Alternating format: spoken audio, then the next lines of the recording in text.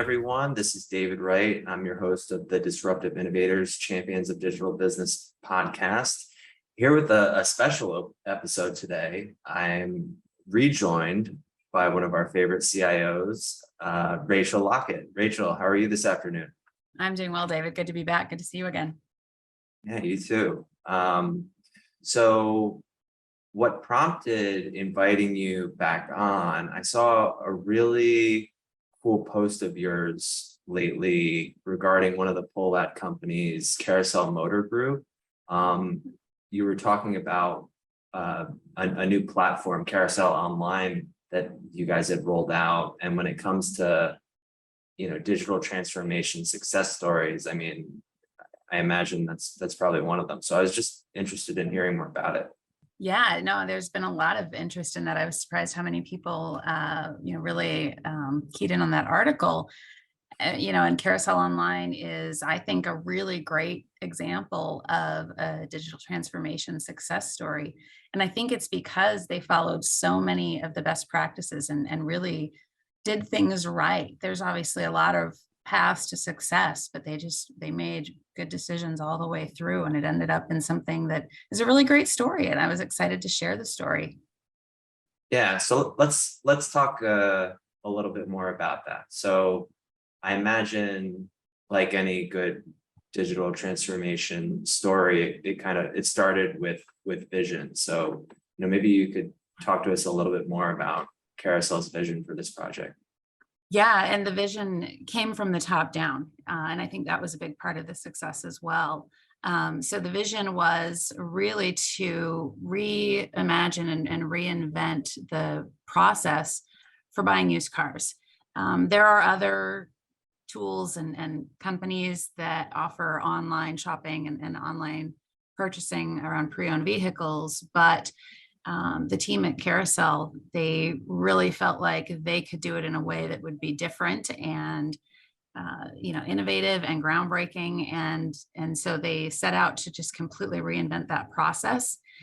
And then they did so by really studying and evaluating the market. They had a lot of data analysis behind the scenes, so it was really a data-driven and well-studied initiative.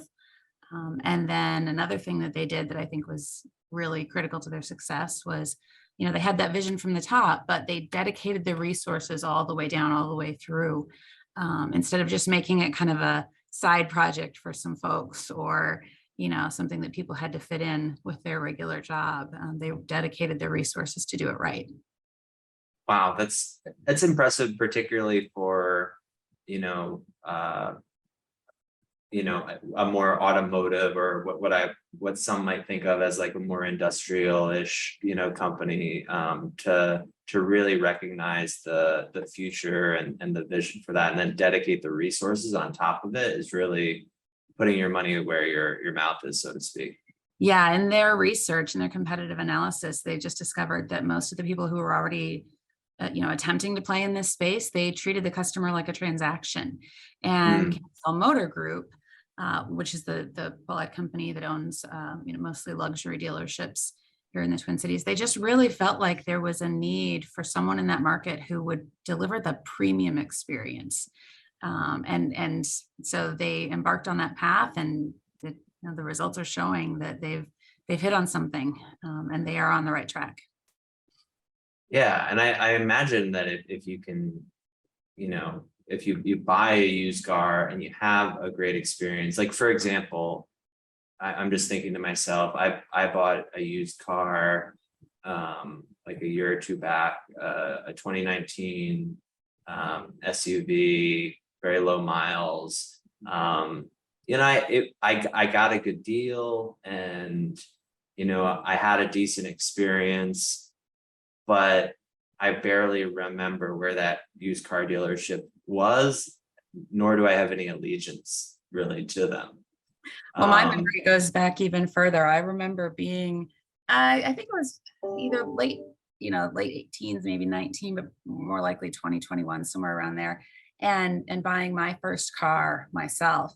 And I remember, all the advice from family, and ended up taking my grandpa along with me because everyone in the family agreed that he was the best negotiator and he would be the one to make sure that I got a good deal.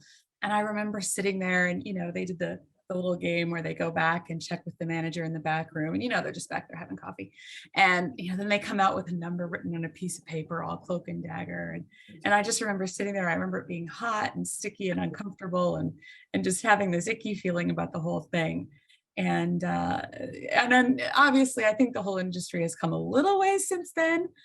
But contrast that, I will say I wanted to be one of the first customers of Carousel Online when it launched. And we just happened to need a car for my son to send him off to college, 19 years old, about the same age as my first experience, right? And it was such a different experience.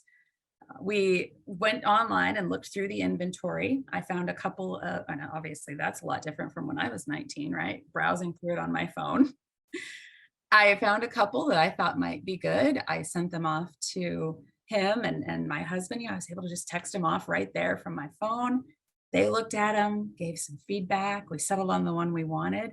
And then the whole experience, it was just fun from start to finish. So, we processed a trade-in through the app, through the tool. So there we are, taking pictures of the car we're trading in and uploading them to the website. And I thought to myself, this is setting up probably a dangerous precedent for my 19-year-old. I don't want him to think that it's this easy. But he had a great experience. He had a great time. They delivered the car to our door. And of course, they know what's important to a 19-year-old. So they said, go sit in the front seat. We want to take your picture. They just made it this great experience for him. Really, I thought of it as just a first-class concierge experience from start to finish. It was a lot of fun. That is really cool. I'm actually excited to use it when the time comes myself. So how did this affect, obviously Carousel has been around as an organization for a little while. How did this affect your core business in any way? Or, this is I imagine quite an undertaking. How did you guys approach that? So great question. So again, one of the best practices that they followed was leveraging dedicated resources. And they pulled some people from the core business, but made sure to backfill them properly. And they didn't fill for everyone by any means. We still have, great people running the core business. Right. But they didn't make sure, to have those dedicated resources. And then Dan Olson, he's the GM, he was very deliberate about making sure that he wasn't getting a bunch of favors from the core business. Now they were able to leverage the technology, the communications platform and kind of, just the basics, just like any new dealership would, but they didn't want to get, deep discounts on inventory or, freebies on reconditioning. They really wanted to make sure that they were proving this out as a business model that would stand on its own without favors from the core business. And so he was actually kind of aggressive in turning down offers from some of our dealerships. And I think that was really important because then, everyone on that team really knew that they had built something that was sustainable and self-sufficient and was really a viable business model. And by sustainable, is that referring to needing to potentially get inventory from other sources outside the core inventory? Yeah, even during this time when used car inventory is hard to come by, Okay. they launched right during the peak of that just earlier this summer, and yet have been able to get good quality inventory and to really, make it work. And so they've proven the business model very effectively. Very cool. So let's talk a little bit about the development of the application itself. So how did you guys approach that? I know you said that the initiative in general was very data driven, but from an app development standpoint, how did you guys go about building something like this? Sure. Well, we leveraged existing technology and found a really strong partner.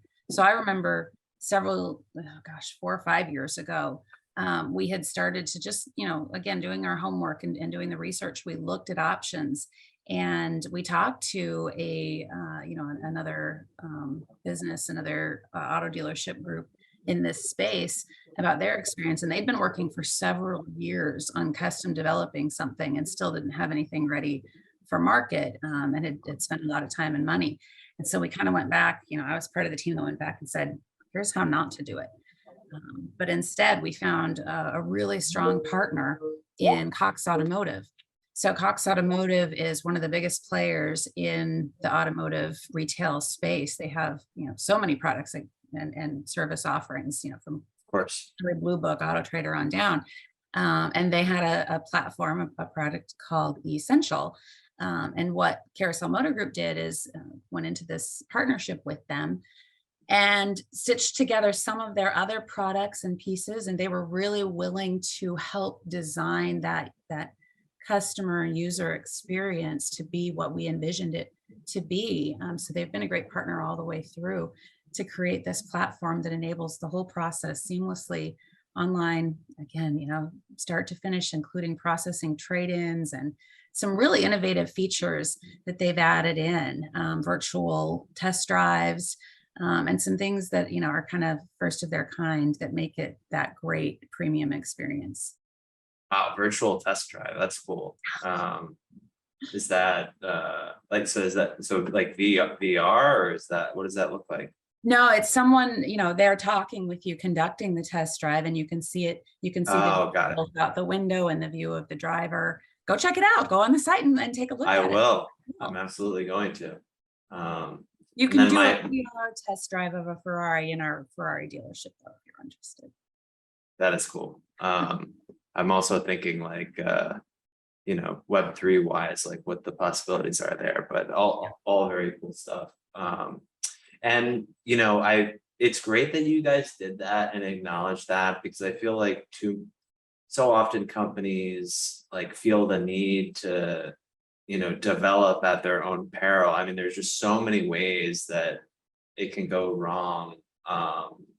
Even with application modernization in general, that if you can build off something that exists today, I mean, that's the way we're going with like low code, no code, open API. I mean, it's like, let's not reinvent the wheel. Let's take the pieces of this kind of ecosystem that we're looking to create, best of breed in each of those different lanes, and kind of piece it together and be able to customize it to meet the needs of our customers. So, hats off to you guys for acknowledging that. Yeah, true. Yeah, being able to leverage all of the existing technology and things that were really well proven, but then stitch them together in a way that was new and innovative and first in the market was really powerful, and it allowed them to get to market so much more quickly, and to just have that confidence that what they're delivering is going to work, and then they could focusing on supporting the customer experience instead of spending so much time and effort on bug fixes and additional sprints to get new features out there. Very cool. How about funding wise? I know that, I think when we talk that, so oftentimes IT projects can fail due to lack of adequate funding. I think you mentioned maybe upwards of 70%.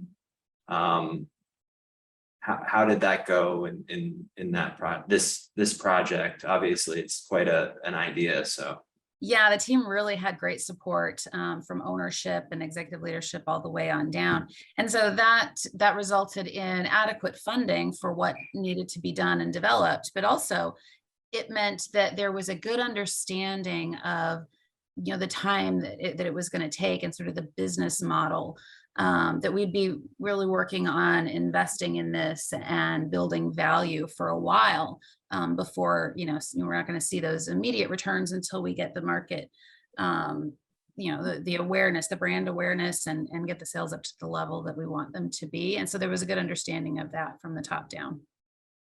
yes. How are you guys capturing customer sentiment and customer experience along the way? I mean, I imagine that's an important kind of aspect of this. Probably the most important. So every transaction, every sale, gets at least the request for a customer satisfaction survey. They're very, very interested in talking to and listening to the customers and getting that deep feedback So they have something that they call Strategy Tuesdays, where all the leadership will get together and they'll review the full transaction from actual sales that have happened in that last week, and they'll just look for opportunities to improve upon that. So they're listening to the customer feedback, but they're also looking at it themselves, looking at the full process through their own eyes and their own experience, and saying, even if the customer doesn't know, how could we have made that better, that they don't even realize, that they don't even have the expectation yet, but we know that we can make it better and we're going to exceed that expectation. So that's their Strategy Tuesdays approach. And I just think that's a phenomenal, again, a great best practice to continue to improve and develop this product as we go. Love that. I'm really looking forward to seeing the trajectory of this. I mean, I know, we're only a little while in, but any, since you guys launched to now, any updates in regard to progress or, your user count, things like that? Yeah, so they have continued to increase sales every month since they launched.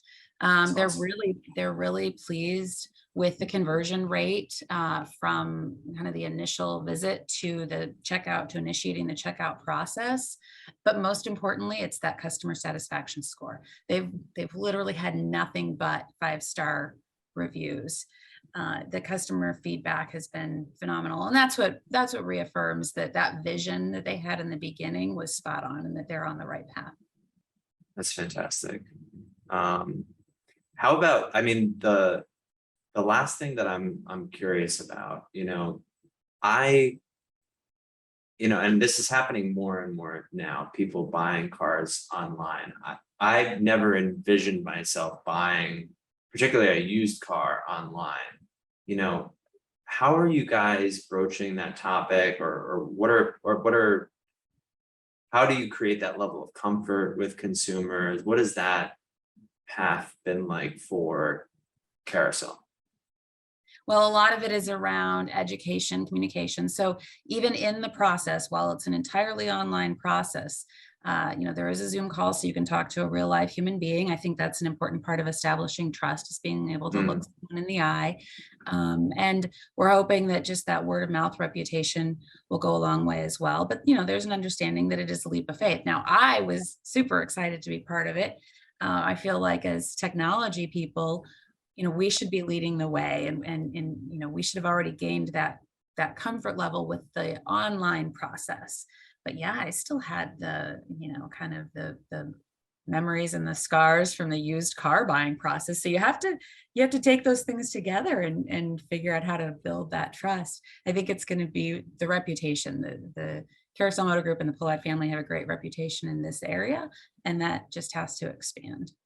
That makes sense to me, that the reputation piece and the integrity piece is really, I mean, I suppose what you would want in looking at a used car dealer in general, but when I cited that example, like, I knew the miles were so low, it had the service records, had the single woman owner, so I felt like as good as I could get about that. But this kind of takes it to another level, not only having those CSAT scores that are so positive, I mean, across the board. Let me add to that too, though, David. I just, skipped over it, but this is really important. The Carousel Online website has so much content on each car. So it's going to give you the standard expected stuff, the Carfax reporting and all of that. But it's got video walkthroughs with the mechanic who did the reconditioning and prepared it. You can see, the listing of parts and services and the invoices for everything that they did to that car from the time that they acquired it until they put it on the site, ready to sell to you. There's so much detail in there. You're gonna feel like that car intimately, more so than you would from just walking around it and kicking the tires. I mean, you're getting this video tour through the engine, and you're getting detailed photos of every aspect. In fact, when our car showed up, after we purchased a car through this process, they pull up into the driveway, they showed up. We were actually surprised. We thought it was a bit of a bait and switch, and it was a different car because it was so much better. It was so much shinier and nicer than what we had expected. Because we looked at the photos and we're like, yeah, they probably touched that up a little, right? You know, so we expected that it's a used car. The plastic pieces inside are going to be a little scuffed up.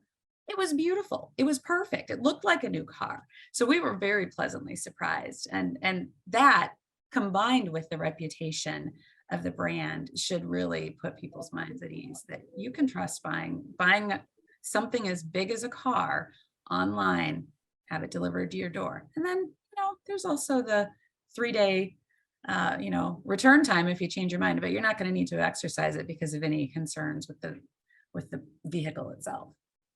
Yeah, I love that. I actually just for kicks, as you mentioned it, like just went on Carousel Online.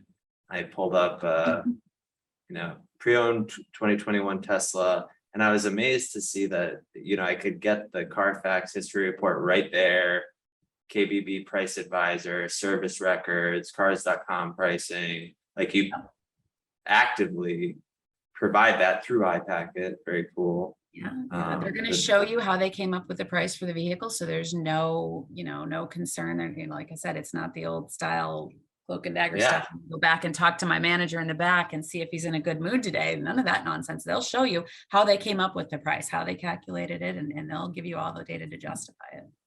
And this is on the low end, just of the Kelly Blue Book fair market range, which I was happy to see. So very cool. And it's interesting, hold up a Tesla. One of the things they found, I want to say it's 40% or more of the vehicles that they've sold through it have been hybrid or electric vehicles.